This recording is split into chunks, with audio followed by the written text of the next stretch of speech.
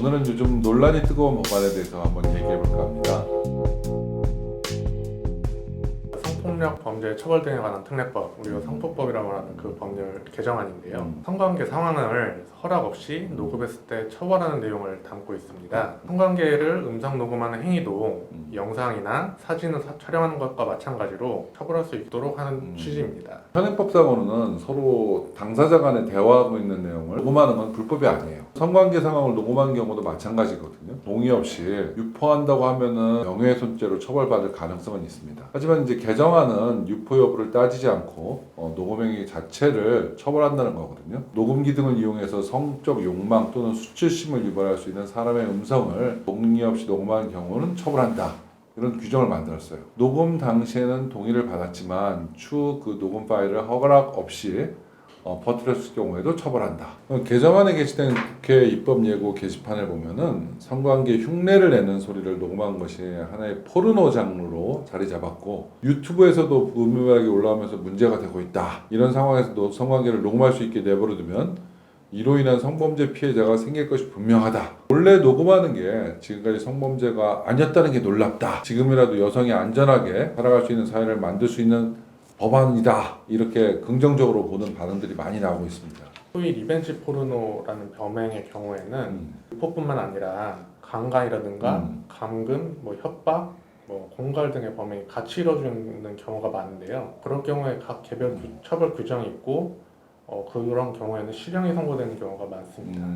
입법 예고 게시판에는 만약 성관계 후 아기를 가지고 일관된 진술로 성범죄를 당했다고 고소를 한다면은 이거를 막을 방법이 없다. 현실적인 그런 대안 없이 무고한 사람이 생길 수 있는 법안이 발의돼서는 안 된다. 이 나라에서는 남자라는 이유로 방어도 못하고 억울해도 죄를 뒤집었을 수밖에 없다면서 법안이 통과돼도 강간범보다는 차라리 불법 녹취범이 되는 게 나으니까 녹취하겠다는 반응도 나오고 있습니다. 사실 큰 도움이 되죠. 성범죄에 있어서 무고죄는 사실 명백한 증거가 있는 경우에 한정돼서 인정이 되는 경우가 많은데 그 명백한 증거는 주로 녹음 파일이나 CCTV 같은 객관적인 증거들입니다. 따라서 그 녹음 파일이 있다는 것은 자신을 방어할 수 있는 수단이 됨과 동시에 허위 신고를 한 상대방이 있다면 그 상대방을 무고죄로 공격할 수 있는 강력한 수단이 됩니다. 진짜 예전에 비해서 많은 내용들이 녹음이 되고 있어요. 사람들 굉장히 습관적으로 녹음하는 경우도 굉장히 많아요. 근데 저는 변호사하면서 이런저런 생각이 많이 들어요. 내 말을 상대방이 녹음을 한 거는 되게 어떻게 보면 기분이 나빠요. 이 녹음 문화가 지금 어떻게 보면은 갑작스럽게 굉장히 확산되고 있는데 좀 제도적인 어떤 방안이 필요하긴 해요. 여러 가지 범죄를 목적으로 하는 경우, 대비하기 위해서 녹음을 하는 경우 이런 아주 다양한 경우가 있는데 방금 얘기한 거 녹음하는 걸 가지고 뭐라고 할 수는 없지 않을까요? 제 생각에도 이제 목적이 혹시나 모를 상황에 대비해서 자신을 방어하기 위한 목적이라면 비난 가능성이 있는 거는 좀 고민이 되시는 분이 근데 이걸 만약에 그럼 목적에 따라서 어떤 목적하에서 촬영된 거는 처벌 안 하고 어떤 다른 목적에서 되는 걸 처벌한다. 이러면 법률이 완전히 뒤죽박죽이 되고 너무나 많은 케이스를 다루게 돼서 법률 자체가 사실 만들기가 굉장히 어려워지는 거거든요. 나중에 증거를 쓰기 위해서 녹음했다. 이러면 처벌 안 하고 이걸 가지고 협박할 거려고 녹음했다. 이러면 처벌한다고 하면 마음속에 있는 그 목적이라는 걸 어떻게 구체화시킬 수 있느냐. 이걸 처벌한다고 하면은 그렇게 정당한 목적을 갖고 있던 사람들을 어떻게 보호하느냐. 이게 굉장히 이 법안의 쟁점인 거거든요. 근데 그거를 고민 안 하고 처벌한다.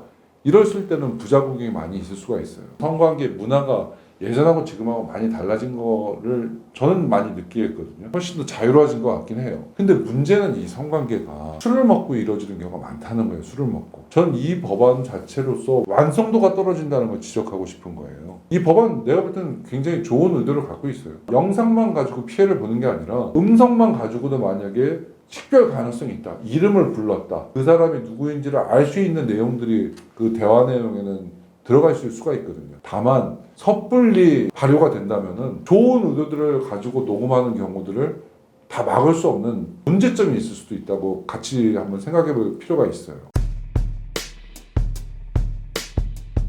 증거로도 사용될 수가 있어요. 저희가 예컨대 증거로 가지고 나서 제출을 하거나 할 때 이게 나쁘다는 생각 자체를 해본 적이 저는 별로 없어요. 사실 법적으로도 문제가 안 되지만 도덕적으로도 실체적 진실이 무엇인지, 그러니까 실제로 강간을 했는지 안 했는지 뭐 그런 게 궁금하신 거지. 그거를 밝혀낼 수 있다면 그 당시 상황을 녹음한 것 자체는 크게 저는 그게 문제가 있다고 생각해 본 적은 없거든요. 근데 이제 이 법이 이제 개정이 되고 나면은 그게 안 되는 거죠. 이제 그렇죠. 예, 안 안 되죠. 된다는 거잖아요. 그러니까 모르겠어요. 저는 이게 맞는 근데- 방향인 건지.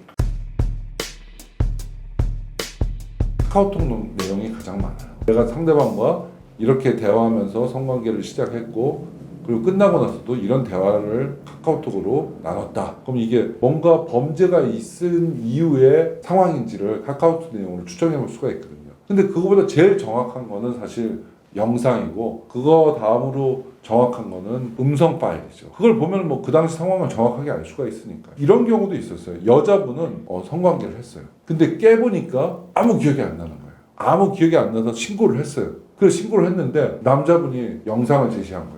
남자가 여러 명 있었고 여자가 한 분밖에 아니었던 그런 영상인데도 그 영상 속에 있는 내용을 보면은 여성분이 굉장히 적극적으로 성관계에 응하고 있었던 거예요. 자기가 술을 먹고 당시에 행동을 하긴 했지만 정상적으로 행동을 했는데 그 다음날 기억이 안 나서 신고를 했던 거죠. 근데 그 영상이 딱 제출되는 순간 이건 도대체 자발적이지 않았다고 볼 수 있는 영상이 아니다. 결국 신고된 분들에 대해서는 혐의 없음 처분이 내려졌거든요. 이제 이런 경우 녹음까지 안 된다고 했을 때 상대방이 기억이 안 나서 신고를 했을 때 그 상대방은 어떤 식으로 방어를 하느냐, 저는 그것도 되게 와닿는 말이긴 해요.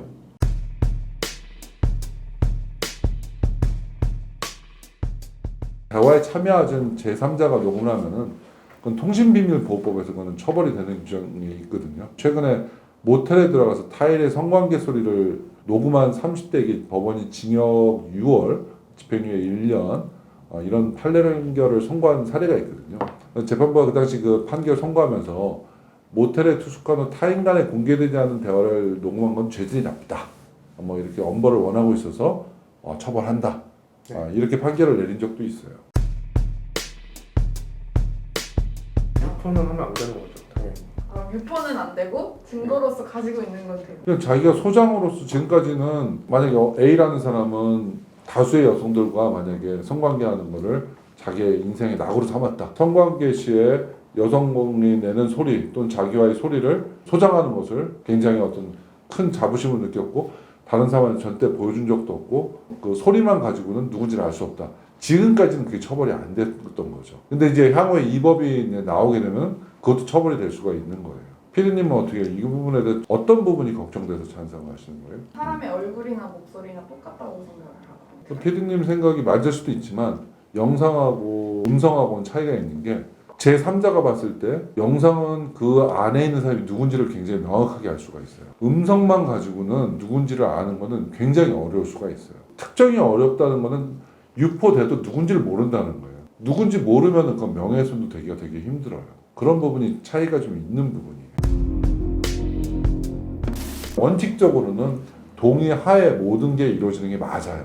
근데 이거를 형사처벌까지 하려고 한다면은 굉장히 디테일한 부분까지 신경을 써서 해야 된다는 게 제 생각이에요. 잘못하면 좋은 의도로 또는 불법적이지 않은데 사용할 의도로 하는 행위까지가 포섭이 될 수 있기 때문에 그것들을 다 죽일 수가 있다는 거죠. 저는 이제 부모님이 돌아가시고 산소를 가는데 이거하고 똑같아요. 산소에는 잔디도 있지만 잡초가 있거든요. 잡초를 이게 사실 캐기가 굉장히 어려워요. 그래서 잡초를 죽이기 위해서 농약을 쓰거든요. 근데 농약을 잘못 쓰면은 잡초만 죽는 게 아니라 잔디까지 죽어버려요. 그래서 제일 좋은 거는 일일이 잡초를 하나씩 빼는 게 제일 좋은데 그걸 못하니까 대량으로 이렇게 농약을 뿌리는 거거든요. 이거하고 똑같을 수가 있어요. 잘못하면은 꼭 필요한 것도 죽일 수가 있는 거죠. 저는 그게 우려가 돼서 그 부분까지 고민을 하자는 걸 여러분께 말씀을 드리고 싶어요. 이런 논쟁을 통해서 긍정적으로 어떻게 하는지 좋은 게 좋을지 그런 이슈들이 공론화되는 과정에서 좀 더 진화되고 나쁜 어떤 행동들을 막을 수 있는 법들이 만들어지기를 저는 기대합니다. 네. 오늘도 감사합니다. 감사합니다. 감사합니다.